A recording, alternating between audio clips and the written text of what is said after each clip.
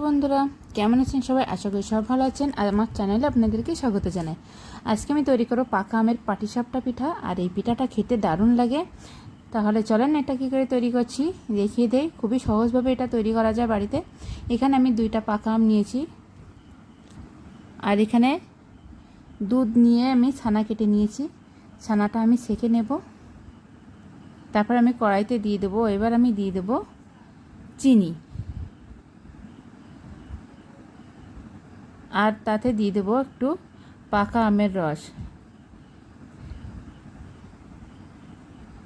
দিয়ে পিঠাটা বানানোর জন্য যে ভিতরের পুরটা প্রয়োজন সেই পুরটা আমি তৈরি করে নেব। এভাবে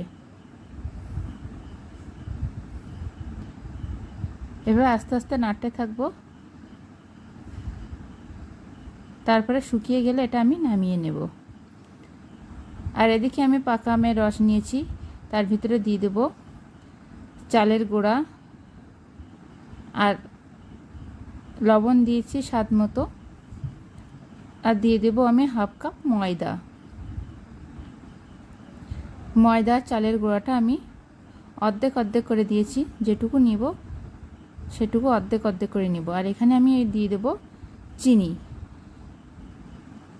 চিনিটা না দিলেও হয়, আমটা একটু বেশি মিষ্টতা থাকলে চিনিটা না দিলেই হয়।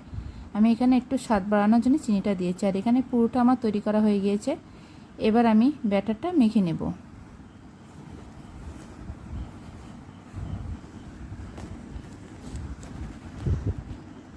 ব্যাটারটা আমার মেখে নেওয়া হয়ে গিয়েছে। এবার আমি প্যানে দিয়ে দিলাম তেল, তারপর তেলটা একটু ব্রাশ করে নেব। এবার আমি ব্যাটার দিয়ে দিলাম, দিয়ে একটু এভাবে পাতিয়ে দেব চামচ দিয়ে।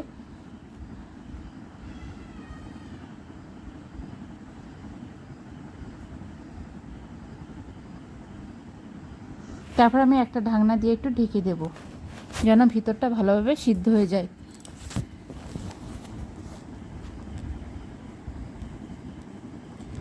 এক মিনিট পরে আমি এটা উঠিয়ে নিয়েছি। তারপরে পুরটা দিয়ে দিলাম।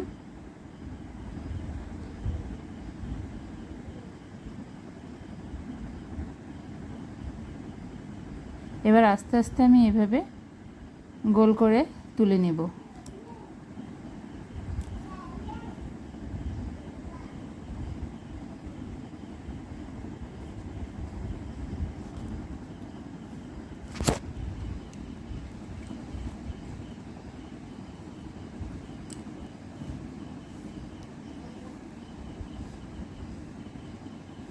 এখন কত সুন্দরভাবে পিঠাটা উঠে গিয়েছে।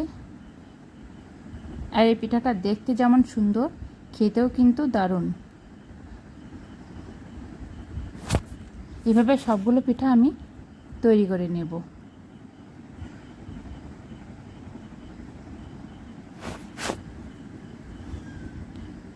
জামাই ষষ্ঠীতে এই ধরনের পিঠা বানিয়ে দিলে জামাই কিন্তু খুবই খুশি হবে।